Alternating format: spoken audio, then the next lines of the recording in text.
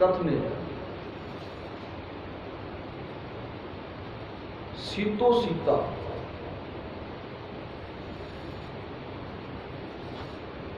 महिमा माया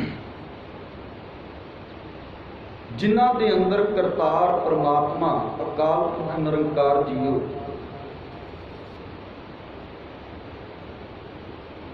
भरपूर हो गया। अंतरीवी पक्ष तो मुकम्मल नजर आउण लग गया कि वह भरपूर है। फिर ਉਹਦੇ बारे ही सोचता है, ਉਹਦੇ बारे ही गल करता है। ते सब कहते तिथे सीतो सीता महिमा माए। हुण क्योंकि पहला शब्द आया सी राम ते दूसरा शब्द आया सीतो सीता, इत्थे माता सीता की गल, सीण की गल। ताने पेटे की तरह भगत जिहड़ा अपने रब के अंदर पूर्ण तौर पर सीता जाता है, पूर्ण तौर पर सीता जाता है। सीता होया कदी भी पाटदा, सीता होया कदी भी पाटदा नहीं। सीण दे लई दो चीज़ों की जरूरत पैंदी है, पहली है सूई ते दूजा है धागा। इन्हां दोवां तो बिना कपड़ा बिल्कुल सीता नहीं जाता। सीता जाएगा ते दो चीज़ों के नाल दो टुकड़े लै दो। जे कली सूई विचों दी नगाओगे, कली सूई धागा नहीं वरतोगे तां भी कपड़ा नहीं सीता जाएगा। ते जे कला धागा वरतोगे, धागा ही होवे तुहाडे कोल, सूई ना होवे ते तां भी कपड़ा नहीं सीता जाता। इस सदका कपड़े नूं सीण दे लई दोवीं चीज़ां दा होना जरूरी है, लाजमी है, सूई दा भी ते धागे दा।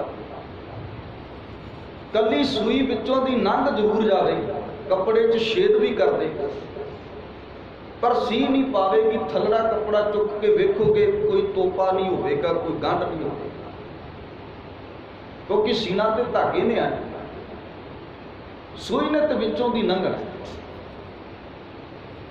इस तरह सिफत सलाह रूपी कपड़ा जिन्हें सीना, जिहदी गल कीती करमी आवे कपड़ा नदरी मोख द्वार। जे इस कपड़े नूं सीना तो फिर इत्थे भी दो चीज़ों की जरूरत है। एक है गुरु उदा शब्द ते दूसरा है सुर। शब्द एक सूई का काम करता है ते सुरत धागे का काम करती है। हुण वेखो ना, गुरु तेग बहादुर महाराज जी के 57 श्लोक, 57 के 57 श्लोकों के अंदर इन्हां दे पहले 56 जिहड़े श्लोक, उन्हां च साहिबां ने नानक पद की वरतों की। कोई भी श्लोक पढ़ लो, कोई भी श्लोक। 5 तत्त को तन रचो जानो चतुर सजान, जिह ते उपजो नानक का दीन ताहि में मां। पर जदों सतगुरां ने अखीरी श्लोक की गल की, अखीरी श्लोक जदों आपां पढ़दे,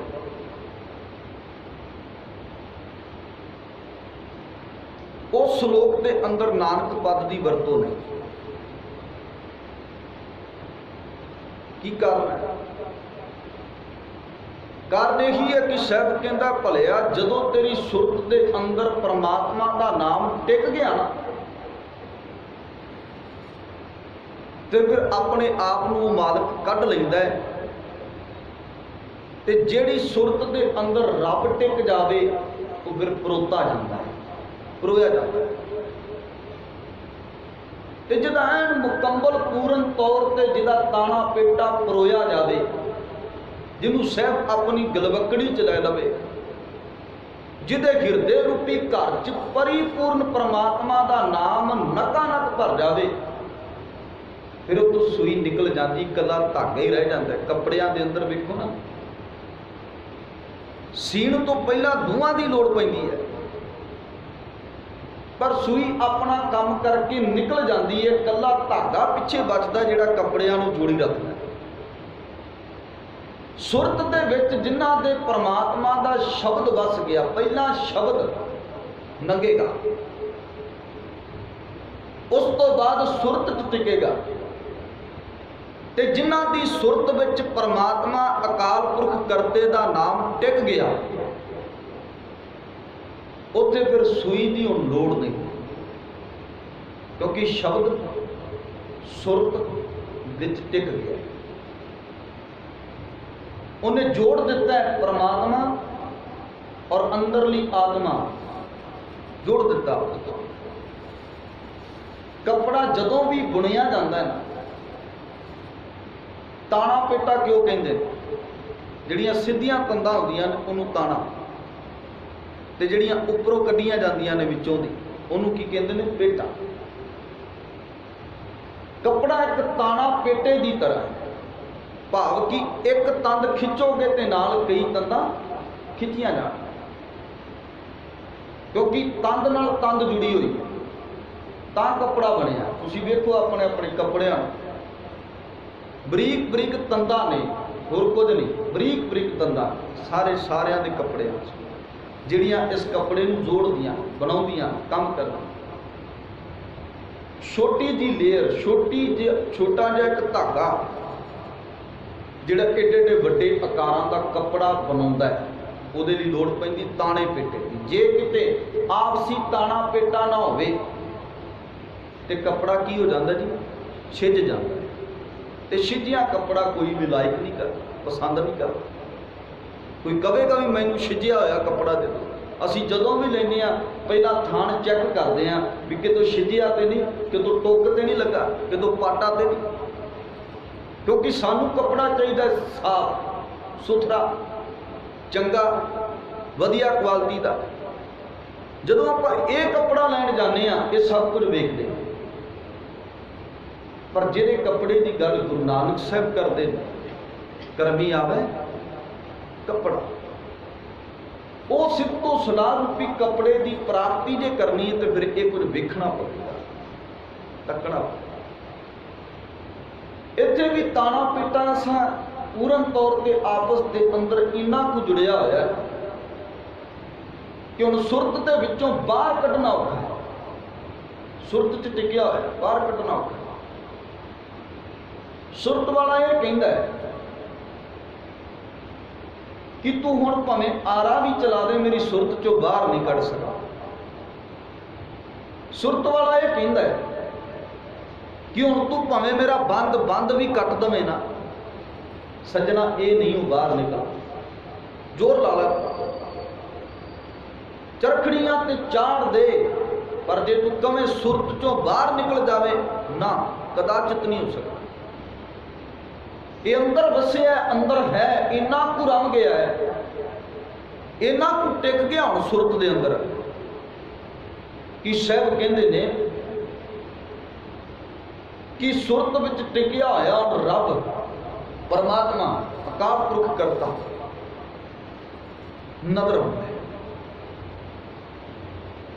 साहिबा ने गुरु नानक देव महाराज जी ये बख्शिश करते हैं,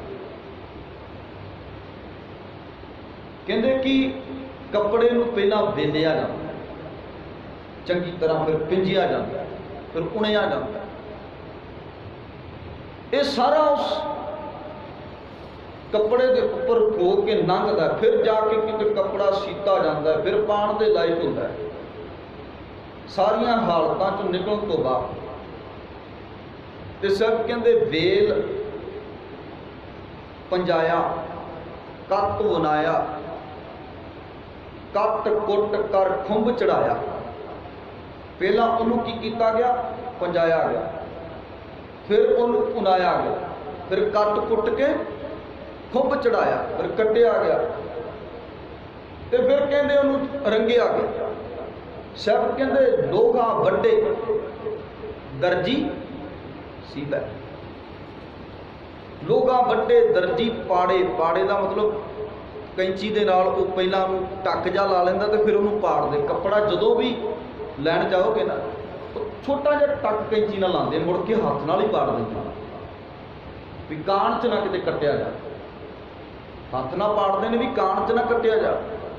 ਇਸ ਲਈ ਕਹਿੰਦੇ ਲੋਹਾ ਵੱਡੇ ਦਰਜੀ ਪਾੜੇ, ਸੂਈ ਧਾਗਾ ਸੀਵੇ।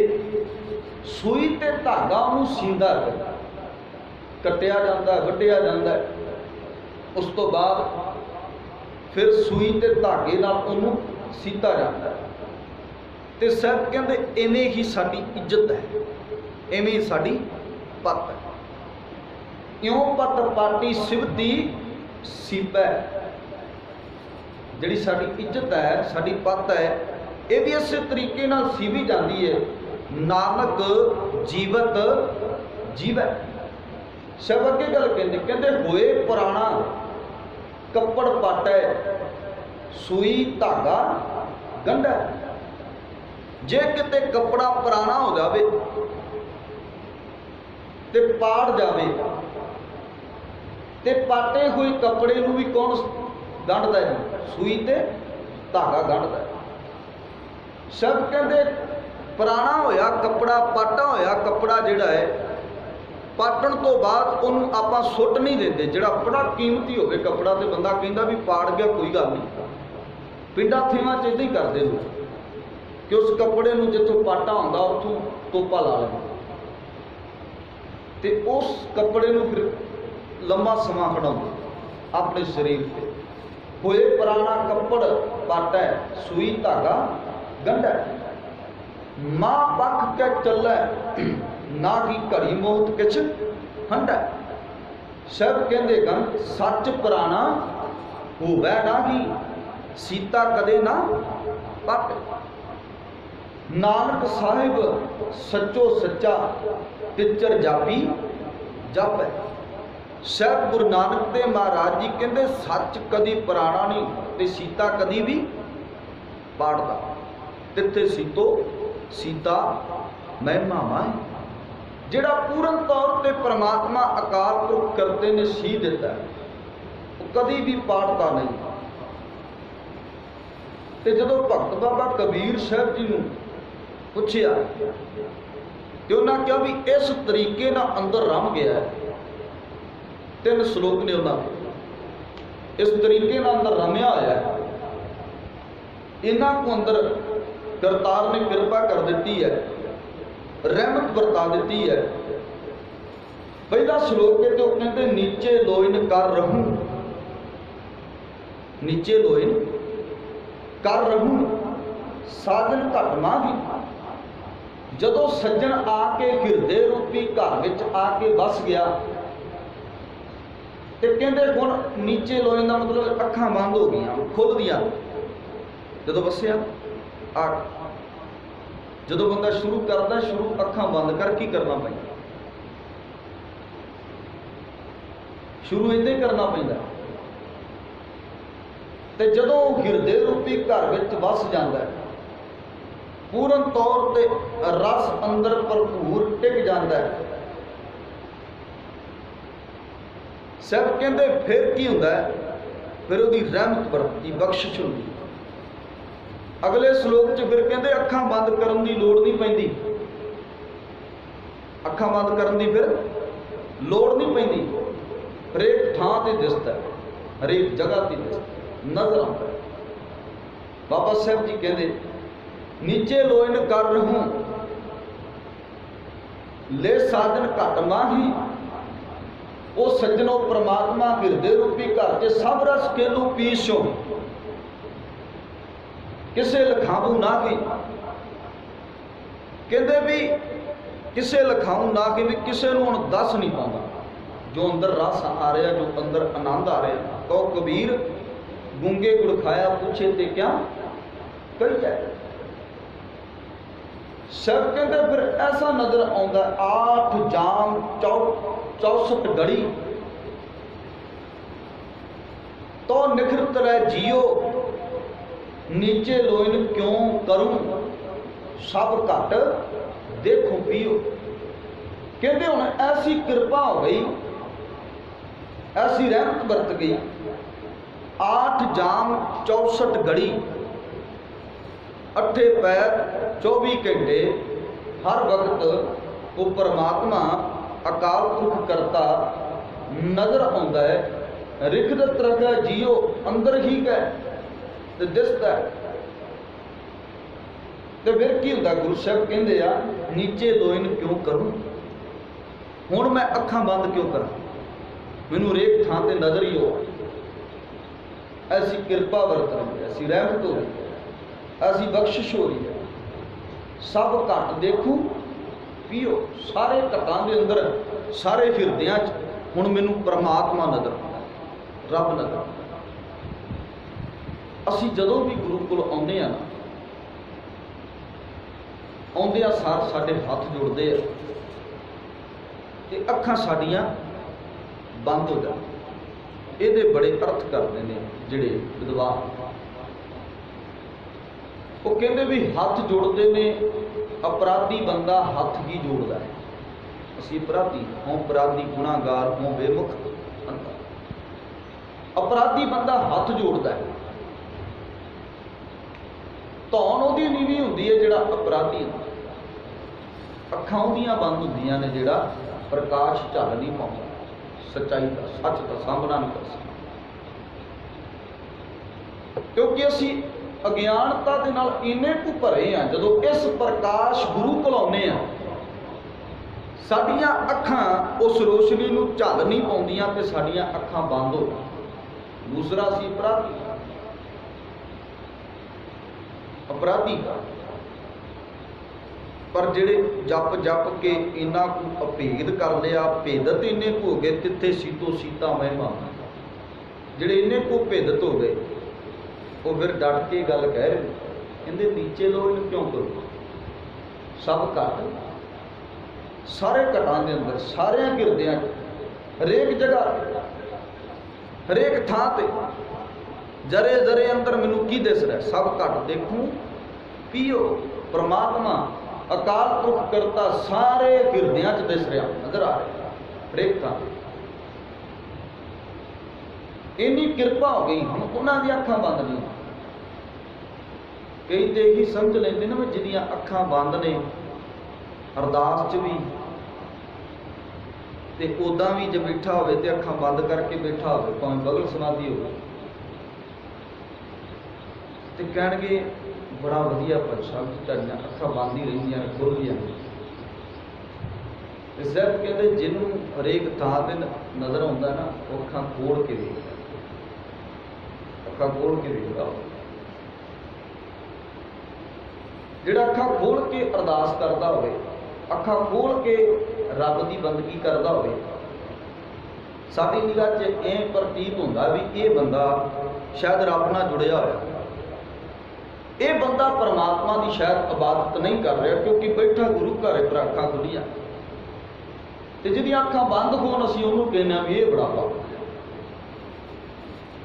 अरदास के वक्त ओहदी भावना की है, उन्हें पता भी वो अपने गुरु वल वेख के अरदास करदा, अपने गुरु वल वेख के अरदास करदा है। ਉਹਦੇ अंदर की चल रहा उन्होंने पता, वो की महसूस कर रहा, ਉਹਦੀ फीलिंग की अपनी। पर साडे मनुखता और संसार के लोगों के अंदाजे ने भी अखां बंद करने वाला ही भगत है, अखां बंद करने वाला ही प्रदासी है, अखां बंद करने वाला भी पता नहीं कितना कुछ जुड़िया, भावें वह अखां बंद होण ते अपड़िया किते हो रही हो, सुरत किते हो रही हो। गल कीती ना जी पहला भी सुरत और शब्द के नाल आपसी मिलाप होना है अकाल पुरख करते नाल। ते जे शब्द नहीं है, जिन्हां कोल शब्द नहीं है वो भी कपड़ा नहीं सी पाउणगे, ते जिन्हां कोल सुरत नहीं है वो भी कपड़ा नहीं सी पाउणगे। इस सदका शायद कहते हैं ऐसी कृपा वरत जाती है उस मालिक की, उस करतार की रहमत हो जाती है हरेक जगह ते वो साहिब वो परमात्मा नजर आउण लग पए। तिथे सीतो सीता महिमा माए, ताकि रूप ना कथने जाए। फिर उन्होंने बारे कुछ कथन नहीं किया जा सकता, बयान नहीं किया जा सकता। जिहड़े रमे जिहड़े पूर्ण तौर पर जुड़ गए, जिहड़े पूर्ण तौर पर जुड़ गए, उन्होंने बारे कुछ बयान नहीं किया जा सकता। कह सकते हैं जी कुछ कहवे को शोभा नहीं, देखा भी प्रवान, कह के असी कुछ भी बयान नहीं कर सका। उत्थे ते देखिया कि प्रमाणता मिली। इस सदका कहण वाली अवस्था नहीं, ये अवस्थावां नहीं, ये कहण वालियां नहीं। धर्म खंड, ज्ञान खंड, शर्म खंड, कर्म खंड, सच खंड, इन्हां नूं ते मान के ही पता लगना जी भी की है स्वाद की रस की। बिना चखे कोई सानू जिन्ना मर्जी दसी जाए स्वाद पदार्थ का, जिन्हें चख लिया वो दस सकता है, पर वो दसन के लायक नहीं रहिंदा जे आपां धर्म की दुनिया च वेखीए, जे संसार की पदार्थवादी दुनिया च वेखीए। जिन्हें पदार्थ चखिया वो स्वाद दस रहा जीव नाल, खवा नहीं रहा, दस रहा इहदा आ स्वाद है, इहदा आ रस। हुण जिहड़े रस का आनंद वो मान चुका बंदा दसन वाला, जिन्हों दसिया कि ओदी भुख मिट जाएगी, कि उन्होंने रस आ जाएगा, कि वह दस पावेगा भी भरावा जिहड़ा स्वाद तू चखिया ओही स्वाद मैनू आ गया तेरे दसन नाल नहीं होना। मेरे दसन नाल तुहानू इस अवस्था का स्वाद नहीं आना, मेरे दसन नाल नहीं आना। क्यों जी? क्योंकि असी जिन्ना तक उस अवस्था तक पहुँचांगे नहीं, उन्ना तक उसका आनंद नहीं मान पाना। मेरे दसन नाल नहीं आना। पता नहीं किन्निया तो सुनते हैं असी ज्ञान खंड, धर्म खंड, कर्म खंड, सच खंड की अवस्था बारे किन्निया तो सुनिया होगा, पर दसन नाल स्वाद नहीं जे आउंदा। स्वाद तो आउंदा जदों आपां उस पदार्थ नूं चखदे। वो लख कही जाए तो बंदा कई बार ताना भी मारदा ना उस दोस्त नूं भी तू कला कला ही खा आउंदा, कभी मैनू भी तो स्वाद विखाना है। हर रोज आके सिफता करदा भी मैं आ कुछ खा के आया, आ कुछ खा के आया, कभी मैनू भी लै चल, कभी मैनू भी खवा, मैं भी तो वेखां दा स्वाद किवें दा। ते जदों चखेगा उदों कहेगा भी हाँ आनंद आ गया, ਇਹਦਾ स्वाद वाकई जिमें ਦਾ दस उदों भी वधिया। इस सदका चखण नाल गल बननी, दसन नाल नहीं। दसन वाले ते सदियां तो दसते आ रहे हैं, पर किन्ने कु जीवन बदले, किन्ना कुछ बदले। स्नान वाला भी हो सकता उतों तक ना पहुंचा हो, पर वह एक कर्म है, उन्हें दसनी। पर यदा स्वाद तो तां ही आएगा जो उस अवस्था तक असीं पहुंच। जिहड़े पहुंच गए, गुरु नानक साहब कहते उन्होंने बारे कुछ बयान नहीं किया। तिथे सीतो सीता महिमा माए। हुण महिमा करनी ना अपने गुरु की महिमा, कई रज रज के महिमा करते, रज के महिमा करते, उन्होंने आनंद मिलता। आप रज के प्रसादा छकते हैं तो आप कहते आनंद आ, वो रज के बंदगी करते हैं तो कहते हैं आनंद आ। रज के बंदगी करते उन्होंने जिहन च इक्को गल, दिन मैं आराम रहा भरपूर, उन्होंने हिरदे यही चलता है हर वक्त। तो बंदगी च इन्ना मगन रहिंदे आ, इन्ना जुड़ जाते अंतरात्मे, कहते आनंद ही होना। तुसीं वेखो ना जिहड़ा पहला श्लोक है भी नीचे लोयन कर, एक अवस्था है जदों बंदे दीयां अखां बंद होंदियां ने, जुड़िया हुंदा है, ते फिर रस इन्ना कु आउंदा है, इन्ना कु रस आउण लग जांदा अंदरों। हुण भुख ते प्यास दूर हो जाना। हुण भुख ते प्यास दूर हो जाना, क्योंकि साडी बॉडी च ना इन्ना कुछ। हुण तुसीं ये वेखो भी जिहड़े ऋषि मुनि सन, रिद्धियां सिद्धियां पाउण वाले सिद्ध लोग सन, वो तो रोटी खांदे ही नहीं सन। किन्ना किन्ना अरसा, किन्ना किन्ना अरसा चौंकड़ियां च रहिंदे सन ते पानी भी नहीं सन पींदे। मतलब कितों तो बॉडी में उन्होंने मिलता होगा ना जी कुछ ना कुछ। इन्ने इन्ने महीने कटने, फिर कई ठंडा च कई तपश च तप कर। वो जिहड़ा बॉडी का अंदरों सिस्टम बनया ना, वो एक अलग चीज है कि असी जे एक दिन भी रोटी ना खावांगे तो सानू अंदरों तलब लगी रहनी। नाम का रस ऐसा है, फिर भुख ते प्यास भी खत्म हो जाती है।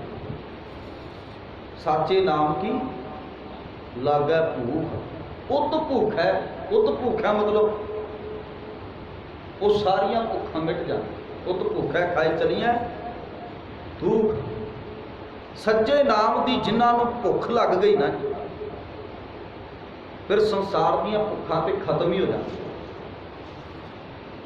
उन्हों की कभी भुख खत्म नहीं होती जिन्ना पंडा बन्हनिया भुखियां भुख ना उतरी। साहब गुरु अंगद देव पातशाह, गली भुख ना जाए, नानक भुखा तां रजै जे गुण कै गुणी समाए। सब कहते ओदी पदार्थवाद वाली भुख तो मुक्की जाएगी ना जी, जिहड़ा गुणां नाल भरपूर हो। हुण अंदरों ही रस आना शुरू हो जाता है, तो वो रस इन्ना को अंदरों आता कि संसार का रस, ये रस विसर गए रस आओ। हुण होर रस आ गया उस परमात्मा के नाम, ते आ रस दुनिया के संसार के स्वादले सलूने फिक्के खत्म हो गए। हुण इन्हां दे विच दराड़ पैदा, ये रस तो हुण चंगा ही नहीं लगता। रस ही वो चंगा लग रहा है जितों रस टपक रहा, टपकदा वो रस अंदरों, इथों अंदरों, तो फिर आना शुरू हो जाए। ज्यों ज्यों इधरले पासे आत्मिक अध्यात्मिक पक्ष वाल तुरदा बंदा, त्यों तू मंजिल नजर आती। फिर जिस मंजिल ते पहुंचना होंदा है उहदे लई मुशक्कतां करनियां पैंदियां, मेहनत करनी, फिर उस मंजिल तो अगे लंघ जाना। ते जिहड़ा शब्द कहंदे राम रखियो, जिहड़ा राम कहे वो सदा रखियो गुरु गोबिंद, वो परमात्मा हर वक्त हर जगह हर टाइम उन रहे। साहब सतगुरु जी कह रहे हैं, जिहड़ा परिपूर्ण परमात्मा हर समय कह कर, जगह कह कर, थां ते वो जदों अंदर प्रगट हो गया, फिर परमात्मा ते उस बंदे अंदर कोई अंतर नहीं रहिंदा। भाई मरदाना जी ने कहा ना, बाबा तेरे और मेरे विच बहुता अंतर ना। गुरु नानक साहब कहते मरदाने एक ही गल की, कहता वेखो तुसी रब दे डूम, डूम कहते ने मराशी। मराशी वो लोग जिहड़े सिफत तो सलाह कर किसी बंदे की, किसी इंसान की, ते उन्हां दी सिफत करके उन्हां तो पैसे इकट्ठे करके इन्हां दा किता सी, इन्हां दा काम सी अपने घर देना। पर जिदन नाल तोरिया सी बाबे नानक ने भाई मरदाने नूं ये गल कही सी, मरदानिया पुछया सी बाबा करना की है, तो कहना भी नाल चल, करना की है? कहता तेरी आवाज़ बड़ी सोहनी। कहता फिर काम उही करना ना मंगण वाले, गाउणा ही है। कहता इत्थे गाउणा तू बंदियां लई, चार छिल्लड़ इकट्ठे होंदे, पर उत्थे गाउणा तू रब लई, उत्थे गाउणा तू रब ਲਈ ਉੱਥੇ पैसे इकट्ठे ਤੇ हो सकता नाम हो, पर तेरा अध्यात्मिक धन ਜਿਹੜਾ ਉਹ ਵੱਧ ਜਾਏਗਾ ਮਰਦਾਨਿਆ। जे रब की इबादत गावेगा तो कुछ भी नहीं कमी रहनी, सब कुछ ही मालिक ने तेन दे देना, तेरी झोली पाओ। गाउना है पर गाउन गाउन च फर्क है। गाउन वाले तो बड़े पर भाई मरदाने वर्गा गाउन वाला कोई, भाई सत्ता ते बलवंड वर्गा गाउन वाला। ये सदका साहब नूं भाई मरदाना कहंदा है, साखी तो आप जानोगे तू भी डूम है। कहते मैं कहते तू रब की इबादत करदा है बाबा, तू रब का डूम। डूम कहते मराशी गाउन वाले, तो ओदी सिफत च गाउना ना, तो फिर तू रब का डूम है। तो मैं तेरे नाल गाउना, क्योंकि साडा तो किता ही ये आ, सानू तो लोग पहले डूम कहते हैं, तो मेरे नाल रल के लोग तेनू भी डूम कहन लग गए। जो अहमदाबाद की धरती ते गए तो कुछ लोग कहते भी है तो बेदी वंश चूसन, पर लोग कहते ये भी डूम गए क्योंकि मराशी ना रल। वैष्णव पंडित भी ये गल कहता भी ये परछावे ने मेरा चौंका भिट दिता, क्यों? क्योंकि मराशी सी, डूम सी।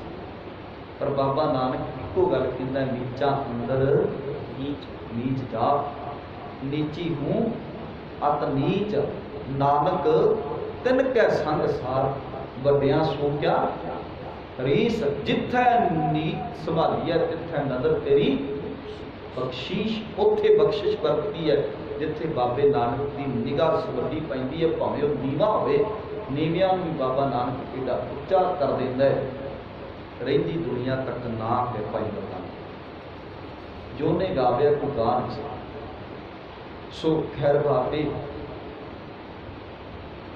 कि ताके तिथे सीतो सीता महिमा माए, ताके रूप ना कथने जाए, ना वो मरे ना ठगे जाए, ना ही वो मरदे ते ना ही ठगे जाते। पर समय की संपन्नता हो गई है, आप इत्थे विचार अगे आरंभ कर लवांगे, क्योंकि ना वो मरे। शरीरक मौत तो वेखो सारिया होनी, भावें कोई ऋषि या भावें कोई मुनि। गुरु साहबाना भी शरीरक तौर पर जाना, शरीरक तौर पर मैं गल कर रहा, पर की है जी ये ना उम्र ना ठागे जाए, की है सतगुरु जी जिदा कृपा करके रहमत वरता के अपनी झोली जो ज्ञान पाउणगे आप अगलेरे दिनों बचन का यतन करांगे। आप संगत साहिब सच्चे पातशाह जीओ धन गुरु ग्रंथ साहिब महाराज बख्श नूरतन बख्श लेना। यही गल मैं दोबारा फिर कहना कि कहण नाल ये अवस्थावां नहीं बननियां, तुरना पैना। तो जिहड़ा माणेगा उन्होंने ही इस अवस्था का उपानी बन के उस मालिक के घरे तक पहुँच सकता है। सतगुरु की कृपा करन। वाहिगुरू जी का खालसा वाहिगुरू जी।